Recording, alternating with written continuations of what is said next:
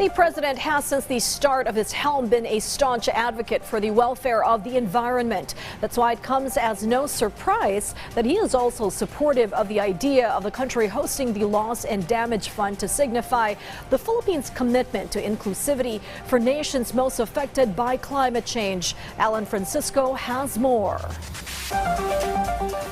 President Ferdinand R. Marcos Jr. emphasized his call for the Philippines to host the Loss and Damage Fund as a symbol of inclusivity, assuring the needs of the nations most affected by climate change are addressed. This country statement was delivered by President Marcos and conveyed by Environment Secretary Maria Antonia Yulo Loizaga at the 28th Conference of the Parties or COP28 of the United Nations Framework Convention on Climate Change in Dubai. According to President Marcos, this move serves as a reminder on the urgent need to address the effects of climate change on developing nations. In a separate statement, Secretary Loizaga said the Philippines hosting the Loss and Damage Fund is similar to the country hosting the Asian Development Bank for over 50 years and the regional headquarters of the World Bank since the 1970s. The Secretary also stated the country seeks a seat on the Loss and Damage Fund board. The President also called on developed countries to intensify support for issues of finance,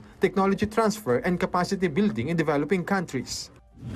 The administration of President Marcos emphasized the government will continue its efforts to prepare the Filipino people for stronger, more powerful earthquakes going forward. According to DOST Secretary Renato Solidum, the recent earthquakes highlight the importance of conducting drills and ensuring structures are earthquake resilient. He also reminded the public to stay calm and always follow the proper steps to respond when an earthquake strikes.